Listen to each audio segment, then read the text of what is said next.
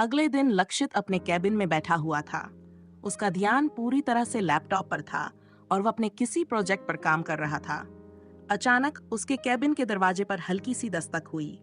उसने बिना नजर उठाए अपनी ठंडी आवाज में कहा, कम इन। दरवाजा खुला और लक्षित का पर्सनल असिस्टेंट अंदर आया। उसके हाथ में एक छोटा सा बॉक्स था। उसने सिर झुकाकर कहा, सर, यह रिद्धिमा का सामान है। इसका क्या करना है? लक्षित ने बिना उसकी तरफ देखे ठंडे स्वर में जवाब दिया, इसे मेरे टेबल पर रख दो। पीए ने आदेश का पालन किया और बॉक्स को टेबल पर रखकर वहां से बाहर चला गया।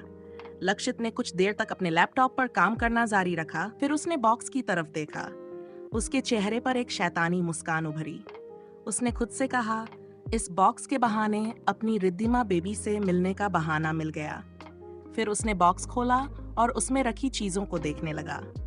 सामान में रिद्धिमा की कुछ किताबें, पर्सनल चीजें और एक छोटी डायरी थी।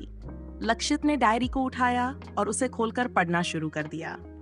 पहले पन्ने पर ही लिखा था, आज मैं बहुत खुश हूँ। मैं अपनी खुशी शब्दों में बयान नहीं कर सकती।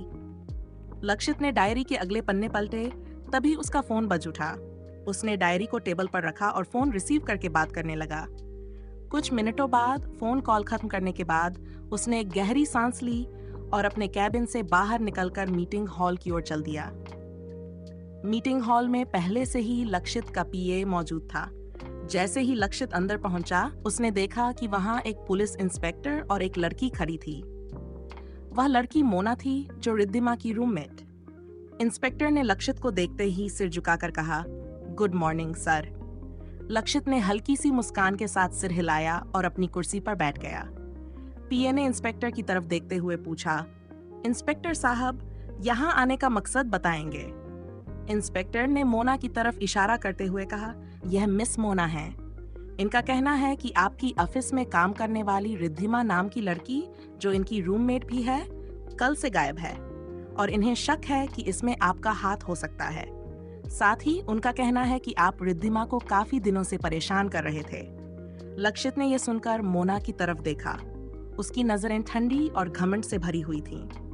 उसने कोल्ड वॉइस में कहा, इंस्पेक्टर, आपके पास क्या सबूत है कि मैं रिद्धिमा को परेशान कर रहा था और मैंने उसको गायब किया है? मोना ने गुस्से में कहा, लक्षित रहना, मुझे अच्छे से पता है कि रिद्धिमा के गायब होने के पीछे तुम्हारा ही हाथ है और सबूत की बात मत करो, वो भी जल्द तुम्हारे सामने होगा। लक्षित ने अपनी कुर्सी से उठते हुए कहा, देखो, तुम जो भी हो तमीज से बात करो, वरना तुम्हारे लिए अच्छा नहीं होगा। और जहां तक सबूत की बात है, तो पहले साबित करो कि मैंने कुछ किया है, उसके बाद बात करना। इंस्पेक्टर ने लक्षित की बात को गंभीरता से लिया। उसने सिर झुकाते हुए कहा, सॉरी सर, आपको परेशान करने का हमारा कोई इरादा नहीं था, लेकिन हमें अपनी जांच करनी थी। धन्यवाद, आपने समय दिया। इंस्पेक्टर ने मोना को वहां से चलने का इशारा किया। मोना गुस्से से लक्षित को घूरते हुए वहां से निकल गई। इंस्पेक्टर और मोना के जाने के बाद लक्षित ने अपने पीए की तरफ देखा और कोल्ड वॉइस में कहा, इस लड़की पर नजर रखो, मैं नहीं चाहता कि वह ज्यादा दूर तक जाए। पीए ने सिर हिलाया और तुरंत वहां से निकल गया। शाम का वक्त था। लक्षित की काली लग्जरी कार वीरान इलाके में बने एक पुराने विशाल बंगले के अंदर दाखिल हुई। बंगले के आसपास सन्नाटा पसरा हुआ था। कार धीमे से रुकी और लक्षित अपने हाथ में रिद्धिमा के सामान का बॉक्स लेकर नीचे उतरा। हल्की रोशनी में उसके चेहरे पर एक शैतानी मुस्कान थी। उसने मन ही मन कहा, रिद्धिमा बेबी, मुझे तुम्हारी हालत देखने का बेसब्री से इंतजार है। बॉक्स को हाथ में थामे हुए वह बंगले के अंदर दाखिल हुआ। जैसे ही वह लिविंग हॉल में पहुंचा, तभी अचानक रिद्धिमा दौड़ती हुई आई और उसे टकरा गई। वह हाँफ रही थी, उसकी आंखों में आंसू भरे हुए थे। उसने घबराकर लक्षित का हाथ पकड़ लिया और गिड़गिड़ाते हुए बोली, सर प्लीज मुझे यहाँ से ले चलिए, अभय जी मुझे मार डालेंगे। लक्षित ने उसे झटका देकर खुद से दूर किया और ऊपर से नीचे तक देखा।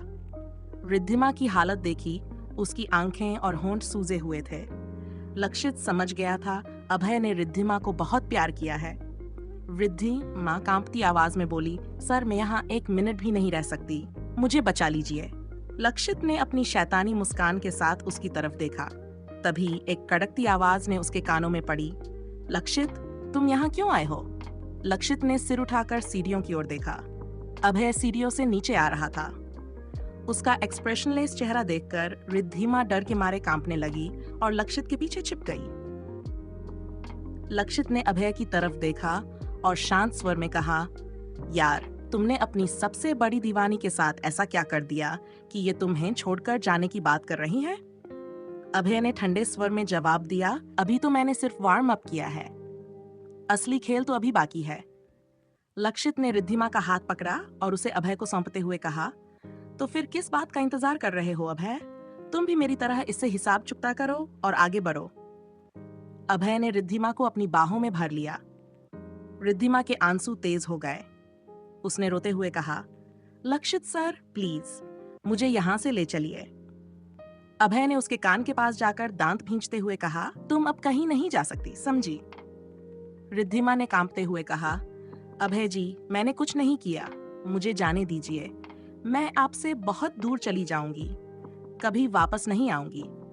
अभय ने उसकी बातों को अनसुना करते हुए लक्षित की ओर देखा। लक्षित ने हंसते हुए रिद्धिमा के सामान का बॉक्स टेबल पर रखा और अभय की तरफ देखते हुए बोला, ये रही तुम्हारी रिद्धिमा की अमानत, अब मैं चलता हूँ, तुम दोनों अपना हिसाब किताब निपटा लो। रिद्धिमा ने उसकी तरफ उम्मीद भरी नजरों से देखा, लेकिन लक्षित ने उसकी तरफ कोई ध्यान नहीं दिया। वह वहां से बाहर निकल गया। अभय ने रिद्धिमा से कोल्ड वॉइस में कहा, तुम्हें भागने का बहुत शौक है ना? अब तुम्हें तुम्हारी हर गलती की सजा मिलेगी। रिद्धिमा ने ना में सिर हिलाया। रिद्धिमा अभय की बाहों में खड़ी थी। अभय ने उसकी आंखों में देखते हुए कहा, किसी का दुश्मन मेरे दुश्मन की तरह खूबसूरत नहीं होगा। और फिर अभय ने रिद्धिमा को किस कर लिया। एक लंबी किस के बाद अभय ने रिद्धिमा के होंठों को फ्री किया।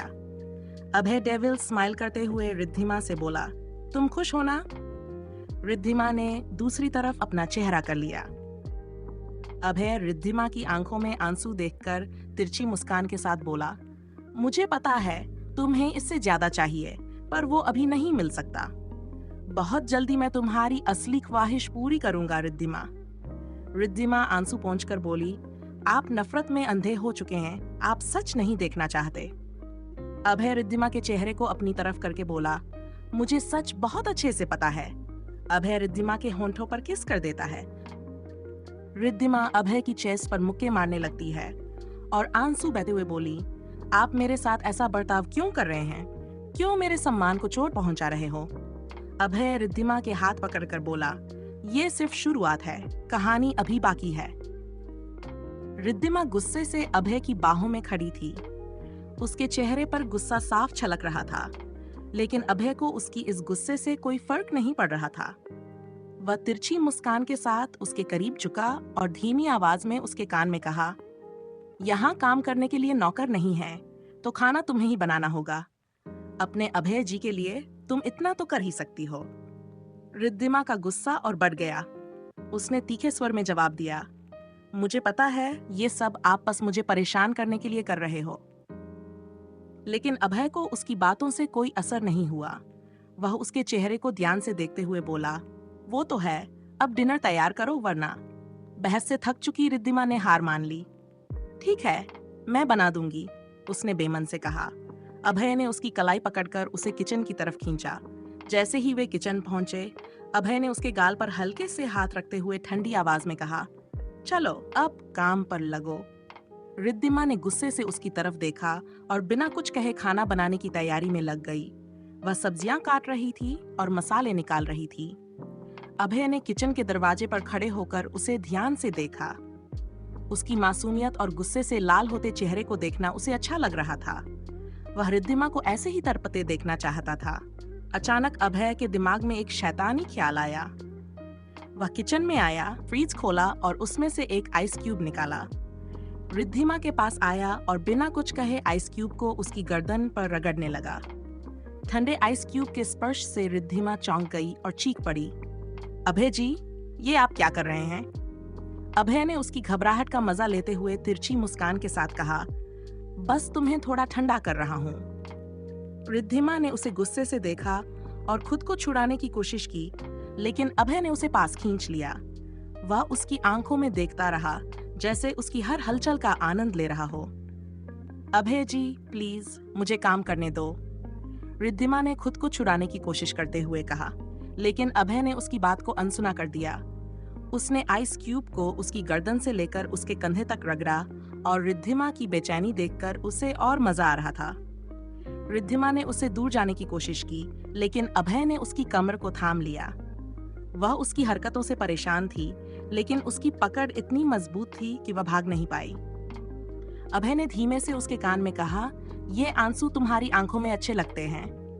रिद्धिमा ने उसकी तरफ देखा। उसकी आंखों में गुस्सा और बेबसी का मिश्रण था। अभय ने रिद्धिमा को अपनी तरफ घुमाते हुए ठंडी आवाज में कहा, जिसके लिए तुम खूनी बन चुकी हो, वो सब अब एंजॉय क्यों नहीं कर रही? रिद्धिमा अभय की बात सुनकर अपने कानों पर हाथ रखकर बोली, बस कर दीजिए, मुझे ये सब नहीं चाहिए। अभय ने रिद्धिमा की आंखों में देखकर कहा, तुम्हें वही चाहिए, मुझे बहुत अच्छे से पता है।